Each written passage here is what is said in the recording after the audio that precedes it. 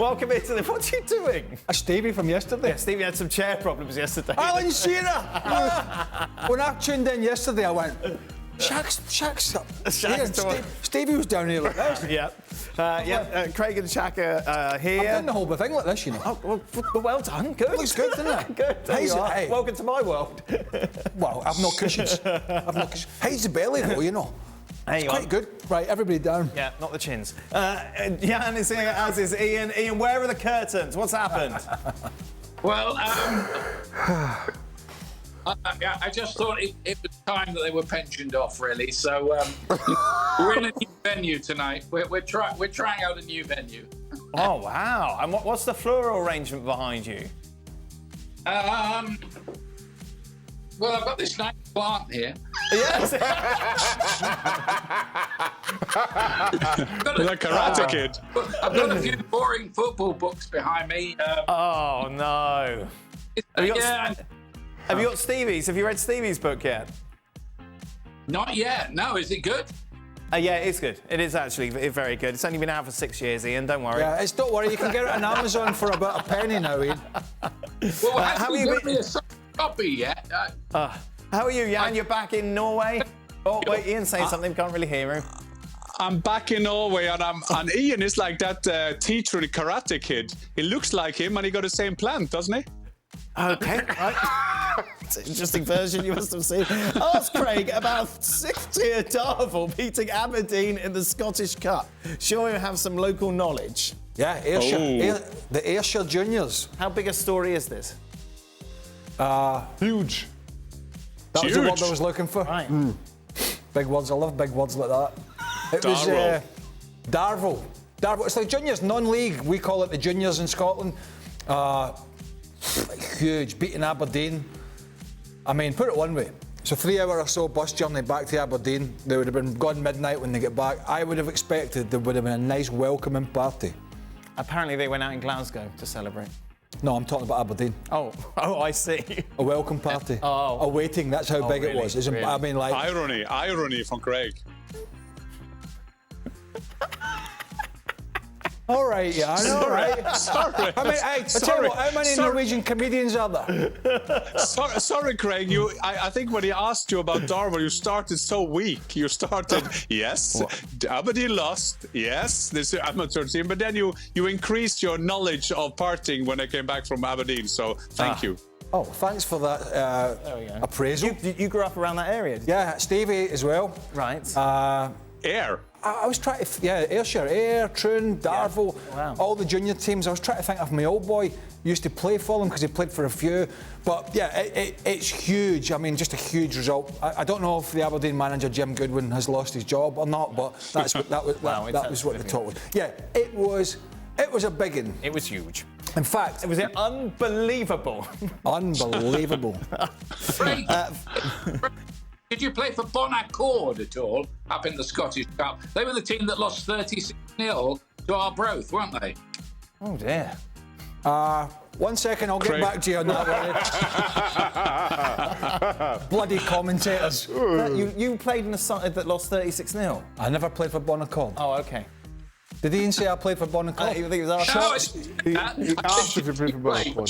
Shots Bonaccord. Wow, OK. The juniors, I used to, actually, growing up as a kid, I used to go to more junior games to watch than any professional games. You call them juniors, but it's senior players. Yes, it's Scottish sense. Well done.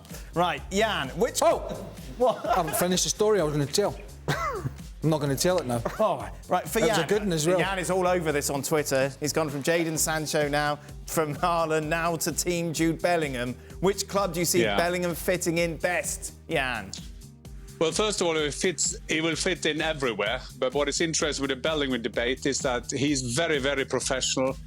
He hasn't said anything in the media. He's playing well for Dortmund, although he's suspended tomorrow against Mainz in the Tuchel-Klopp derby. But I'm not sure what he's fit best, because he will fit in everywhere. It's so easy to say, Liverpool lack a midfielder, he can go there. Real Madrid gone with Kroos and Modric, some old midfielders. And the outsider here is Manchester City, who likes to do their business quietly. So where he fits best, he will fit everywhere. This is the hottest property in football right now. So let's take it from there. God, I thought my answer in Darvel was better than that, Jan. Look, Craig, you and Steve are both from Ayr. My son played in Ayr, so I was there. I was in Ayr, and I know you're a legend there. I'm not sure that you're a legend both on and off the pitch. I was back in Ayrshire when your son got sent off for Ayr in the Scottish Cup. It was on TV Friday night. Yeah. You remember? Yeah, and don't remind me, said the other day, because he had a fantastic shot after 15 minutes, and he was the centre half, and he thought, wow, the world is okay, and then he got sent off. Exactly, yeah. I'll remind him on that. I could recommend a couple of places if you need to go in Ayr, just to... It's a restaurant. Ian, was it too early and premature for Frank Lampard to leave Derby County? To leave Derby County? So we've moved on from this week's story to go back to Derby County. Well, he might have benefited from spending a bit more time as a Championship manager and maybe learning the business at that sort of level. But, you know, like they offered him the Chelsea job, and he probably thought, you know what, this might be my one and only chance to manage the club where I starred. So he took that opportunity, and can you blame him, really? Yeah, but it's sad news for all. I think it's sad news for English managers at the moment, because if you see Lopetegui, he will do well for Wolverhampton. Emery will do well for Aston Villa, and it's so sad for English managers because they don't seem to succeed for them. Here we go. Proper extra time question for you, Shaka. Who has the better hair, Jan or Ian? I'm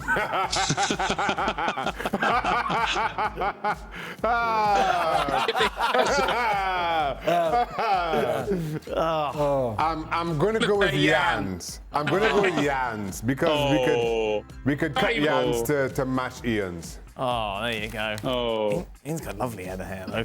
Right. When news some players at Everton have refused to show up to training, what is the wild excuse you've used or heard to get out of a practice session? Oh. I got Anything one. spring to mind, Jan? Go on. Yeah, I was at Lillestrøm. I was a team manager, and I had a striker called Haddad, and he didn't turn off for the reserve team. And he came to Ove Røsler, who played for Manchester City and Southampton. He was the manager, I was a team manager. And he said that he had to go back to Sweden to do a fight game in the streets. So he couldn't come. There was a lot of money involved. And he explained really an episode from one of these fighters series somehow, and I said to him, that's the biggest lie I have ever heard in my life, so you'll get away with it. And it was like an amazing story, and he said that's why he couldn't go to the reserve game. He had to go back for a street fight that was organised for him, Yes, it was organised for him by the mafia in Stockholm, where he was based, and he said he had to do... Yeah, you asked me for a story. I'm telling you a story, my friend. He said that story to me, and I had to tell to him. I was so much laughing, and I couldn't even find him. Wow. God, I'm talking about setting the bar high when it comes to excuses. Yeah. Street fight organised by the mafia. Yeah, and he said, and I said, are you not afraid for your girlfriend? And he said, I swear to God, quote, he said, no problem, because my uncle is in Hell's Angels and he will protect her. So this is Lillestrøm in Norway. Goodness gracious me. Wow. It's hard to remember. I'm sure there are. I just can't think off the top of my head. Did any of the Trinidad and Tobago boys make up any excuses? I don't think they made up. Everybody just knew. So there was just one incident that everybody knew when Dwight and they played Canada. Yep. Trinidad and Tobago played Canada. Trinidad qualified for the Hex. They had a helicopter to take all the players, both from Trinidad and Tobago and Canada, to the airport to get the flight back to England. The Canadian players made it, but the Trinidad and Tobago players didn't. Oh. So that was kind of hard to explain for the Trinidad and Tobago players. Where did they go, Shane?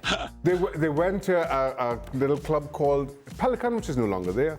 I wasn't a part of this part. I was injured. Right. I'll hasten to add. Right. But obviously now the questions are like, hold on. So the boys were trying to, the flight was delayed. They were trying to find all kinds of excuses. Right. But then by the time they land, they realized they had no excuse because all the managers knew all the Canadian players were back in England. Right. Now you're trying to big up players were. So, do you want to tell us any more about the Pelican? It's no longer there. Right. That's all I've got to tell you, Dan. Right. It's now a hotel called the Bricks. Oh, yes. there you go. I had to play a part actually in the Rangers players, some of them making it back for training. Oh. McCoy's been one of them. I think Durant being another, and there was a few. Walter Smith was the manager, and he'd given them 3 or 4 days off over a long weekend. There was no game, and they decided they were going to go to Vegas. Okay. So I'm flying from London to Glasgow, and they're on the same flight. They've just flown in from Vegas, and it's late. And Walter had said to them, do as you like, go to Vegas. If you're not back for training, at 10, there's going to be a fight. There's going to be trouble. Fines, there's going to be blood spilled. Well, the flight was late, and McCoy's come up to me and went, do us a favour, will you? He said, will you get our bags off the carousel? Oh, really? And they basically got off the flight and ran. Walter's going to kill us. and I'm at the carousel picking up 3 or 4 of the Rangers players' bags, just so as they can make it to training in time. Brilliant. See that? Yeah. There are good Samaritans What could out there. have possibly gone wrong in that scenario? Did you just call yourself a good Samaritan there? Yes. well, nobody else was going to call me that. Ian, any stories that you've heard spring to mind? Of what, players and training? Yeah, and excuses. Not so much excuses, but I've heard players. There used to be a player at Wimbledon called Duncan Jupp, who used to play right back, and he wasn't excused from training, but he used to turn up and be the best player in training every single day. Looked like he was like a new Roberto Carlos. Saturday, anytime he got in the team, it was absolutely hopeless. So they christened him Morning Glory. Yeah. Very good. There was one of my old teammates told me a story about a player who wanted to miss a match. Okay. Because he was so nervous. And he said he was the type of player, I won't mention his name, he was the type of player, he used to say to him, I just don't want to play. You know when players are so... It happens, you know. Right. Don't want to play in front of 60,000, I just don't want to play. What if I put my foot in the car door and you shut it, but just not hard enough, but you know what I mean? All that kind of stuff. Yes. Trying to There's a fight. Wayne Bridge story, isn't there? Is there? Didn't he ask Nadem to injure him in training so he could have the weekend off and go wherever it was that he had planned? Really? Yeah. Yes. I may have got the names wrong in that story, but let's go straight. Allegedly. Yeah, you have to say allegedly. And then Alan Shearer came along. No rumour, no ESPN rumour. Legal has just messaged to say allegedly. Will the likes of Chelsea and Liverpool be able to attract big players even without Champions League football for next season? Also, where do Napoli and Arsenal land on Shaka's power rankings? Are they out on Thursday, Shaq, power rankings? No. Where have they been? I feel Yeah, like where have they're they been? missing. Craig's about to close a car door on my foot. I'm injured. I'm going to be injured for Thursday. Oh, yeah? Yeah, that's what it is. I've not put that chair back up, That's have I? Too big. Where are your rankings, by the way? Seriously? Right, will it put people off? Chelsea, Nah, Liverpool? I think Chelsea will spend. It will Yes. spend enough to attract people regardless.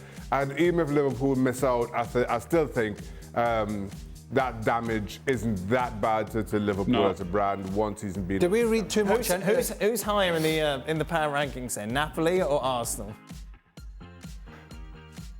I don't know. I'll have to check my data, Dan. Algorithms. My algorithms. Jan, how many world-class players does it take for a national team to become competitive? Surely, with Odegaard and Haaland, Norway will start competing at a much higher level over the next decade. Yeah, I get often asked that question because they can't believe that we are so bad.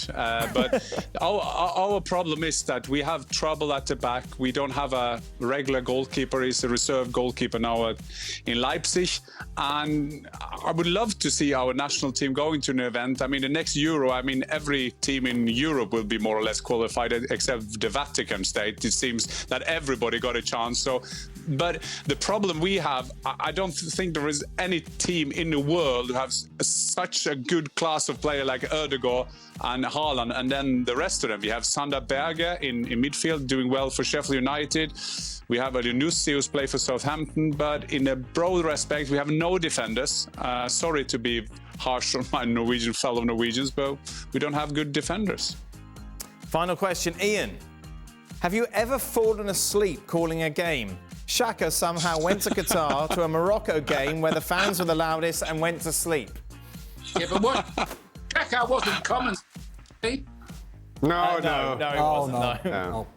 What Morocco game was it, Shaka? I don't know, he fell asleep. Doesn't remember who they... Morocco-Croatia. The third full team. Yeah, Morocco-Croatia it was. Great game. It was cozy. The hardest It's a cozy stadium. I fall asleep in because they're the ones you've got to try and keep interesting. There were one or two over the years where you might easily have dropped off, but of course my job is not to. Oh, well, well done Ian for not falling asleep. Yeah. But they said Dan Romario, when he played in PSV, there was a game they were winning 6 or 7 and he probably scored 3 or 4.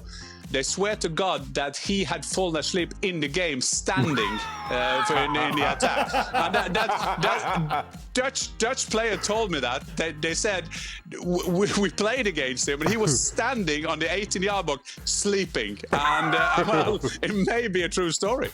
Yeah, player fatigue. That's why you need 5 subs. Yeah, exactly.